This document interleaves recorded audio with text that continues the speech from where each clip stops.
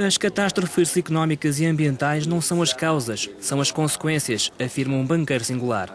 Ettore Gotti Tedeschi, economista, financeiro e antigo presidente do Instituto das Obras Religiosas, mais conhecido como o Banco do Vaticano, confessou-se à Euronews, numa entrevista que mistura economia e fé cristã.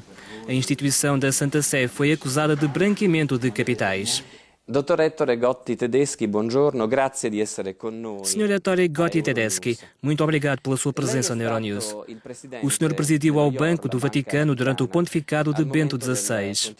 No seu mandato, pediu ajuda a peritos internacionais na luta contra o branqueamento de capitais para colocar a instituição no bom caminho da transparência financeira. Por que é que a Santa Sé rejeitou o seu plano? Perché il Vaticano non ha accettato il suo piano? Muita gente no Vaticano não compreendeu o que aconteceu depois do 11 de setembro de 2001 e não percebeu que as novas regras internacionais que iriam reger os sistemas bancários seriam bastante mais rigorosos. Em segundo lugar, muitas pessoas na Santa Sé receavam uma perda de soberania se aceitassem as novas normas. Em terceiro lugar, por razões culturais, há muito quem pense que os controlos não são legítimos, porque no Vaticano há factos a defender, e quem confunda segredos com confidencialidade. Essas pessoas não perceberam que, no contexto em que vivemos, a ausência de controlos internos iria provocar um aumento dos controlos externos. Em quarto lugar, houve quem não percebesse que o perigo relativamente à legislação contra o branqueamento de capitais provocaria uma perda de credibilidade do Santo Padre. O problema, no centro do debate, é que me desencorajaram e escorraçaram-me, invocando 9 razões totalmente falsas. Pedi de imediato um inquérito sobre esses 9 pontos, mas ele nunca foi feito, nem me interrogaram. A ferida mais grave, mesmo no interior da Igreja, é que eles não quiseram compreender nem saber a verdade. Quando foi brutalmente despedido, o senhor receou pela sua segurança e reuniu um dossiê sobre os segredos do Banco do Vaticano. Os factos ocorreram de forma completamente diferente, mas essa é uma questão que está nas mãos da justiça italiana, pelo que prefiro não falar disso.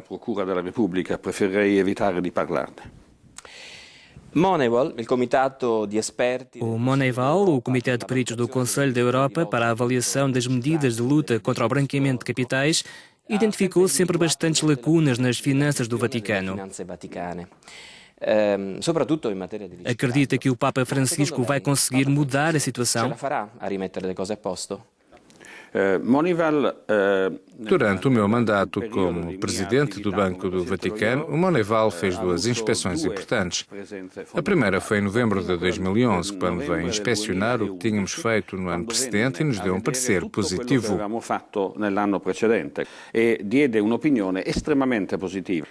Mas em dezembro de 2011, um mês depois, a lei do Vaticano relativa a estas questões mudou de forma inesperada. Foram modificados 4 pontos e, em particular, o papel da autoridade de controlo. O escândalo Vatilix arrebentou nessa altura e um banco, o JP Morgan, fechou a conta no Vaticano com um enorme eco mediático. O Moneyval regressou à Itália mais uma vez e, em abril de 2012, escreve um segundo relatório, no qual afirma que foi dado um passo atrás. Um mês depois, eu já não estava lá. Pensa que os desvios de fundos continuam no Banco do Vaticano? Eu não sei nada, mas se não há legislação, se os procedimentos não existem e se não há uma autoridade de controle, é evidente que existe um risco. Pode o Papa Francisco resolver as coisas? Se o Papa Francisco quiser realmente tomar medidas e não apenas fazer declarações de reformas, ao estilo do primeiro-ministro italiano Matteo Renzi, então tem de se informar sobre o que aconteceu. col film The Big Short. Mesmo Hollywood denuncia o cinismo criminoso da alta finança nos Estados Unidos, como os créditos hipotecários arriscados, os ativos tóxicos. Acredita que basta a um banqueiro ter bons sentimentos para desarmar as consequências nefastas destas ações?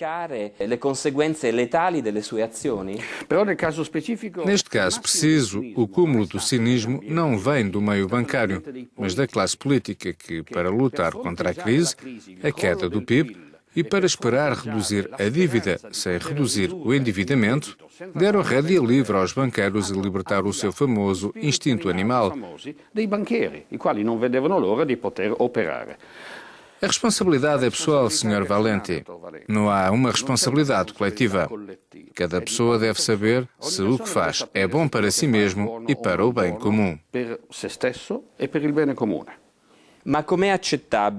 Como é possível aceitar que o banqueiro pode receber prémios pelos produtos financeiros tóxicos e não ser acusado pela justiça?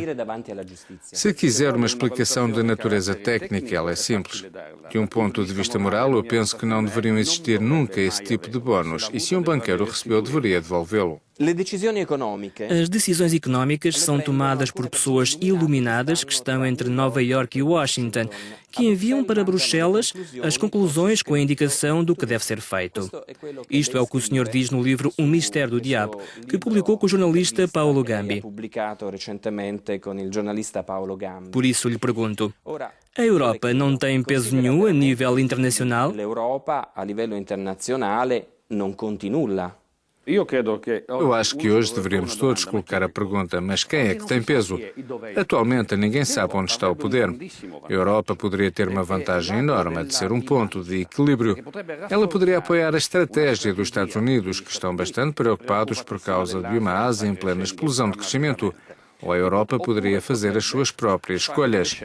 A Europa é um momento-chave neste momento, na minha opinião, neste sistema de reorganização dos poderes geopolíticos. Mas o que é a Europa? Eu não percebi o que é a Europa, nem quem é a Europa. Se a Europa é a Europa de Bruxelas, estamos mal. Mas se a Europa é a Alemanha, então estamos ainda pior. Shakespeare escreveu em Hamlet que o tempo está fora dos eixos. Estas palavras parecem-me reveladoras do que se passa no mundo em vários domínios e, sem dúvida, há muitos séculos. Acredita que a religião e a moral podem colocar o mundo nos eixos? Não há religião que imponha um sistema cultural. Não podemos impor o que quer que seja. É preciso acreditar de forma individual e responsável a propósito do que é bom e do que é mau com recurso à nossa liberdade pessoal.